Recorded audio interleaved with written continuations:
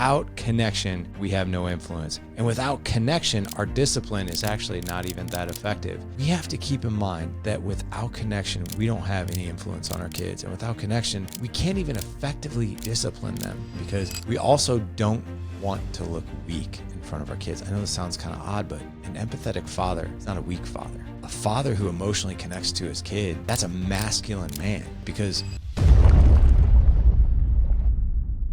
we are talking all things the Adolescence Netflix series. Holy cow, man. This is our last episode. What I'll tell you is without connection, we don't have any influence. And without connection, our discipline is actually not even that effective. What's up, gentlemen? I'm Larry Hagner. I am your host and founder of this podcast, This Show and Movement, and welcome to the Dad Edge podcast. I've been doing these solo shows now on Fridays, and from what I'm getting from you guys and from what you've been sharing with me over emails and DMs is you really like these, like short bursts of really good information. I've gotten a lot of great feedback about our April podcast that we were doing, all about motivation. Seems like that really struck a chord with a lot of you guys, and now we're doing adolescence. And this last episode, I really want to focus on one thing, and that is, like I said, without connection, we don't have any influence. And if you really look at this, and again, sorry guys, time out real quick. If you haven't seen Adolescence, I'm telling you right now, I'm gonna be throwing some spoilers in this episode. So if you haven't seen it and you want to see it, you don't want to have spoilers, then hit the pause button, come back to this episode after you've seen it. So now that you know that, we're gonna move forward. So what's really happening in this 4-part series, if you really peel back the onion layers of what's going on, Eddie, who is Jamie's father in the Netflix series, you can tell he has really no emotional connection with his son. It's like they live under the same roof and everything is quote unquote okay. It doesn't really seem like there's anything really horrible going on or anything like that.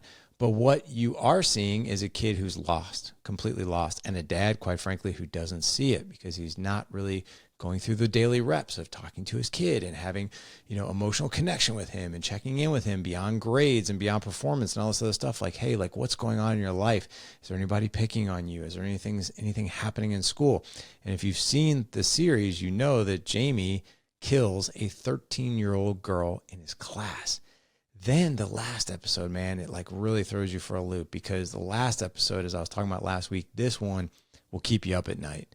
The 4th episode will keep you up at night because they really focus on the family. So the husband, the mom, and then the older sister, like just trying to live somewhat of a normal life. And I got to tell you, it's painful almost to watch that last episode because you see this poor family just trying desperately just to pick up the pieces again. And the actual episode opens up with Eddie, the dad, his vehicle getting vandalized and spray painted on, and he loses his mind. And like, not to mention the fact that his business is crumbling because of what his son did, and it's all over the news. So no one wants to hire him to he's a plumber, so no one wants to hire him to fix their broken toilets or their pipes or anything like that. So his business is starting to go under. He's going through therapy. His wife is going through therapy. His oldest daughter is going through therapy. They keep stating this thing of like, after all these bad things are happening, they're just trying to pick up the pieces. They're even trying to figure out if they can maybe even go see a movie that day. And they keep saying this one statement that they learned in therapy, which is, let's just try to get the day back. Let's get the day back. Let's just try to get the day back. And you see this family in absolute survival mode. And you can just feel that Eddie is like a ticking time bomb. And you can tell when he goes into, I think it was either Lowe's, Home Depot, or one of those stores, and he needs paint. He needs paint to cover up the vandalized van that he now has to drive around. And I am not sure what the word on the van means. I think it means pedophile. I'm not sure. I have no idea. I didn't look it up. But there's a word that's pretty nasty that's spray painted on his car, on his work vehicle. He then goes into the store and he buys paint, and he like literally just takes the paint and dumps it on his van, and just to cover up the van, the spray paint. And it's crazy. Like he's up to that point where he is about ready to lose his mind, and he just opens up the paint and just douses his car with it when he gets out in the parking lot. It's really crazy. And there's also this part too where he catches the kids who vandalized his car, and that becomes really awkward and uncomfortable too, because like he almost like kicks their ass. Like he's that angry. And I think we all can relate to that guy. Like your whole family, your whole life is crumbling. Your 13-year-old son just called you, and which, by the way, this is another spoiler, but is going to call him later on in this episode to let him know that he's going to change his plea from not guilty to guilty. He's like 13, 14 years old, and he's telling his dad, like, hey, I need to own up to what I did, and I'm going to change my plea to guilty. And you can just see that this is like such a moment for his family of like, oh my God, like up to this point, maybe we could declare that he was temporarily insane, or like he didn't mean to do it, or whatever. But as soon as he consciously tells his dad over the phone, like, hey, I'm pleading guilty, his dad is like, whoa, like you feel like the air just being sucked out of the man's life and out of the family's life as well. So why is this important? This is important because good is not necessarily good enough. We have to keep in mind that without connection, we don't have any influence on our kids. And without connection, we can't even effectively discipline them without having a connection to them, because all they look at it as is we're just punishing them. And then if we don't have that relationship with them, they're going to rebel. They're going to do something even more drastic. So let's talk about this. Eddie actually never ever, let me back up here for a second. Jamie actually, the son, doesn't start off rebellious. Like, you don't see him as like this horrible, dark kid. Jamie actually starts off hurting. He actually is just hurting. And his hurt and he's being bullied, he's hurt, he's upset, and he's not being seen by his dad. His dad's not checking in on him, and he probably doesn't want to tell his dad because he's embarrassed. So it's unspoken, it's unseen, and then what happens is it morphs into defiance and rebelliousness, right? So his father, if you kind of see breadcrumbs of this here and there, his father will always respond with correction if something is wrong, with discipline or with distance or disapproval, but he never connects with him. Never connects with him. So it's discipline, distance, disapproval, but never connection. Now think for a moment if he would have asked, like, hey, Jamie, like, I'm seeing that you're spending a lot of time in your room. I'm seeing that you're on your phone a lot. I'm also seeing that, quite frankly, I don't see the energy that you had like a couple months ago. And to be quite honest, son, I'm concerned about you. So tell me, like, is everything going okay? How are friends at school? How are things at school? Like, how are relationships that you have? Is there anything that you want to talk about? Does anything feel heavy to you?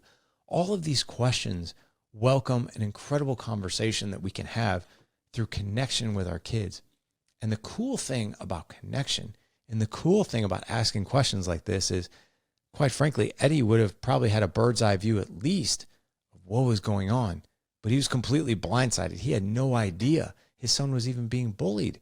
In fact, if you fast forward to the end of the 4th episode, he's like, he was just in his room. He was always safe. He was a good kid, never did anything wrong. His grades were okay. He was pretty good, but man, maybe good wasn't good enough.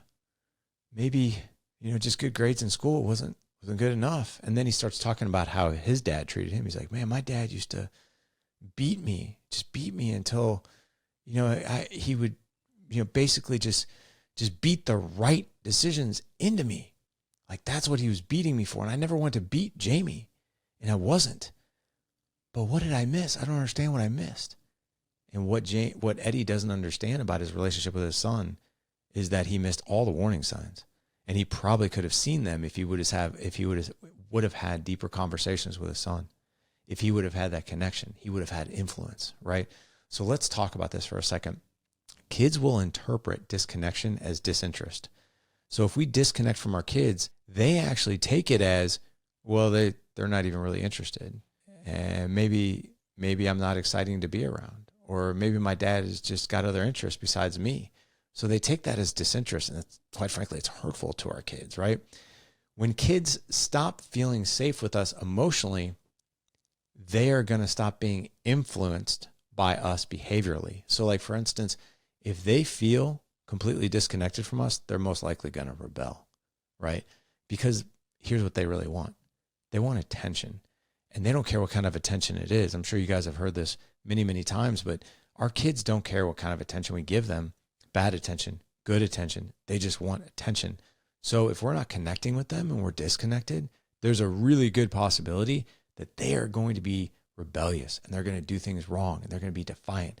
And God forbid, man, anybody experience the horrificness that Eddie did and Jamie did with that disconnect. The other thing too is that we have to keep in mind that our credibility as dads comes from consistency, it comes from empathy, and it comes from our presence. Our kids will actually respect us more and they'll give us more credibility if we are consistent with connecting with them, if we are emotionally connected with them, if we know how to validate their emotional state, if we know how to be empathetic. So, and I'm not saying, by the way, give your, comfort is always the thing. I'm not saying that at all, but connection is.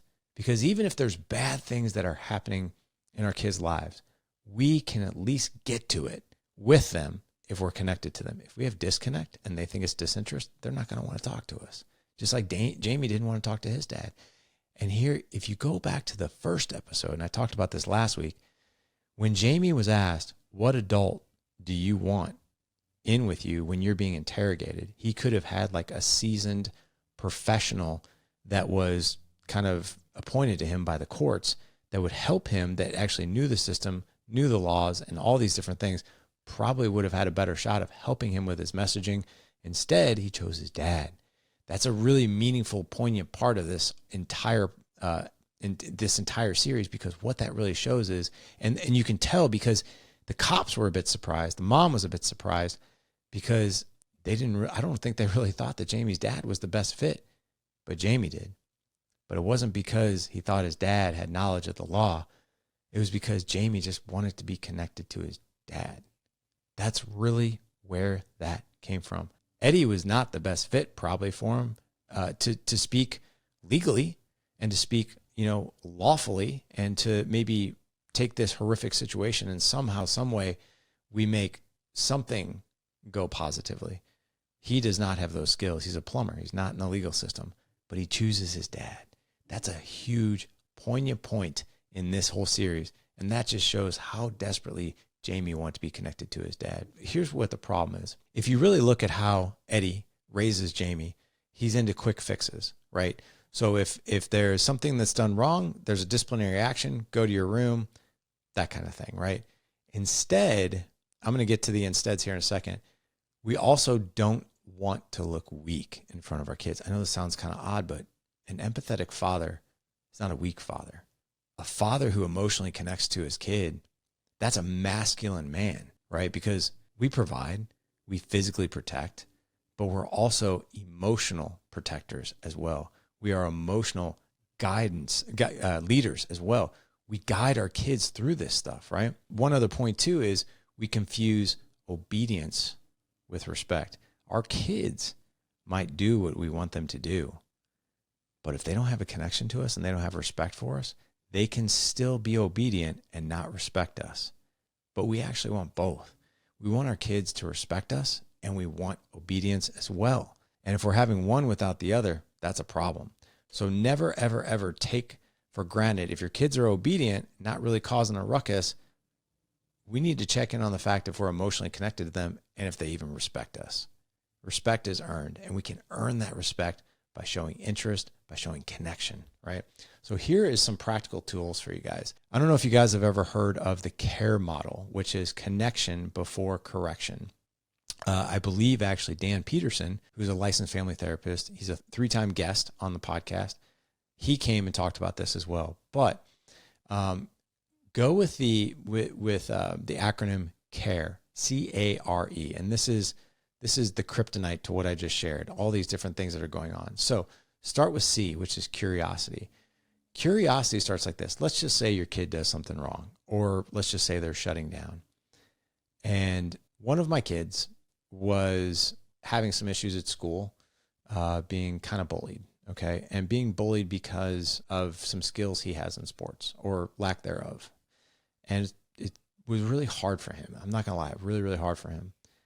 And we were outside playing a sport, and I won't share the sport because I think it'll out my kid for those who know him. We were playing around, and he broke down. And I didn't understand why. And then I started asking questions like, hey, man, are you okay? Like, what happened? What's going on? And then my son told me that friends of his at school are making fun of him because of his lack of skills in a certain sport, and they think he's hilarious. And that kills my son. He feels bullied, right? I remember being in those shoes, man. I sucked at sports growing up. I really did. I sucked at sports. You guys, anybody I went to grade school with, I was terrible at every sport in grade school for sure. High school, I got a little better. I didn't become somewhat athletic until I was actually out of high school. Kind of crazy. But so curiosity. So like asking questions like, hey man, like help me understand what's going on. Help me understand what's happening here. What are you feeling? And if they did something wrong, by the way, I'm going to digress here. What made you feel that that choice was right? Something like that, right? Where we get really, really curious and we just connect with them. I'm not saying what our kids do, if they do something wrong, we're not making it right here at all. But what we are trying to do is connect with them through maybe some disobedience, and we can course correct as long as we have a connection with them. So that's curiosity. Get really curious. What happened here? Tell me about it. What are you feeling? Those are the questions we need to ask. The second one is affirmation. That's the A in care. So CA, affirmation. Even in failure, our kids will identify as they are bad or they're good. Like literally their entire identity. If they got an F on the test, well, they're a bad kid. They're dumb. They're stupid. They're a stupid kid because they got an F on a test. Our kids usually don't understand and can't tell the difference, or at least they don't feel the difference between like, this was just a bad test. They feel that I'm a dumb kid because I got a bad grade. Now, if they got an A, well, I'm a good kid now and I'm a smart kid. Maybe they got lucky. Maybe they did one of those things where it was like they didn't even read the questions and somehow, some way they just, kind of like guessed everything, and somehow, some way they got like an 80, like, or something like that. So there could be luck, but what we have to do is affirm, hey, let's keep something in mind. You're not a dumb kid. You just had a test that didn't go well. You're not a bad kid. You just made, not the best choice. That's really it. So making sure that whatever behavior is not linked to their identity, if that makes sense, because our kids will identify their behavior as who they are, right?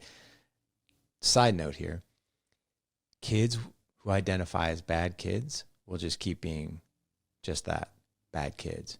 Kids who identify as good kids and just simply make a bad choice every now and again will probably make better choices. So there's that. The R is repair. Okay, repair. I don't care what relationship we have. Repair will always be one of the most important things that we do. We will always make mistakes in relationships, whether it's us, our wives, our kids, our friends, siblings, parents, doesn't matter. We're always going to make mistakes. The most important thing that we do is we have to repair it. So if we blew it, we have to own it, model the apology, and then invite healing into the relationship.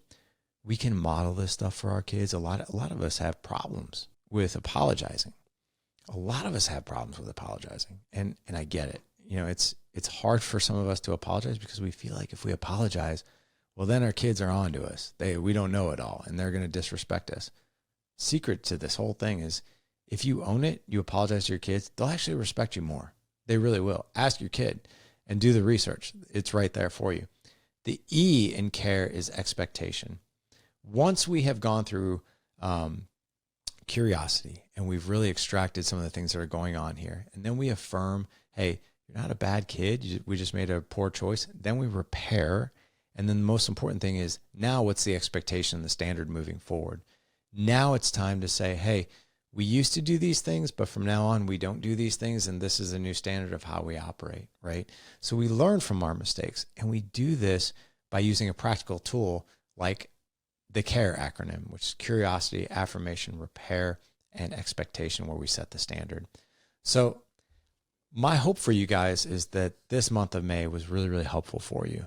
I know when I saw, that the series Adolescence, like there was a part of me, it's like, oh my gosh, this is like so dark. Like, how can some good come out of this, right? It was a good series, but it also like left you feeling hollow and like empty. So after I watched this, and basically after I couldn't sleep the night that I watched it, I started asking myself those questions of like, what are the lessons here? How can we actually take something like this that's actually really emotionally taxing to even watch as a parent, something that's really horrific, something that's even downright depressing? How do we extract the gold and the good out of that?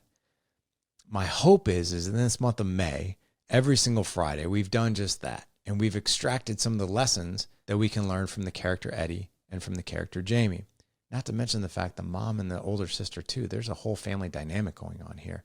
So my hope is we brought this home for you guys, and we've really, really nailed this on what you can do about it. So next week, quick announcement.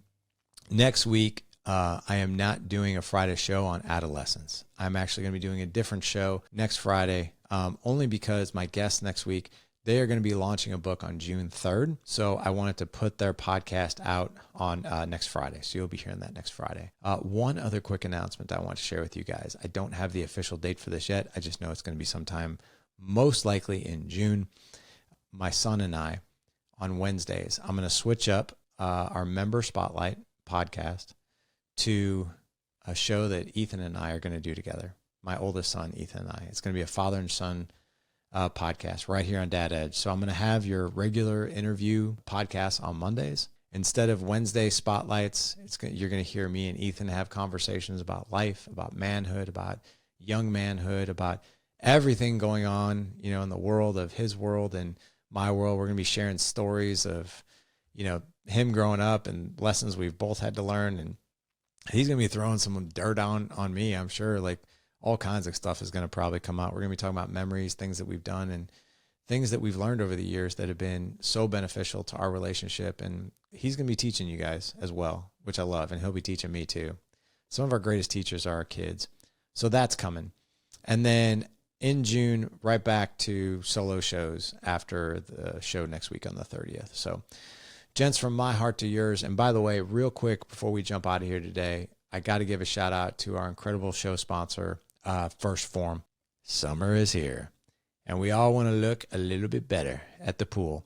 So what I would share with you guys is a couple of things that are amazing over there at First Form. Number one of the products that I take is DB Overdrive. It's great for energy, great for focus. It's their fat burner, but it's great for energy. I love it because it just gives me a little bit of a boost. I don't have mental brain fog. I feel good. Also, the OptiGreens 50, that is one of my jams every single day. I love them. They taste good. It's hard to find a company that actually makes greens taste good. The berry flavor is my favorite. Go check that out as well.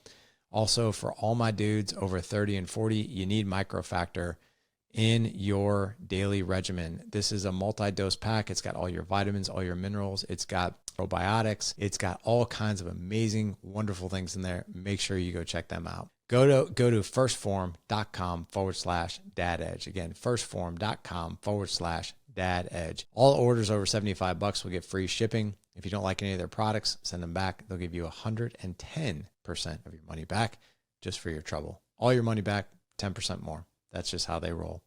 Gentlemen, from my heart to yours, thank you so much for tuning in today. Love each and every one of you. Thank you for the support, and we'll see you next week. Take care.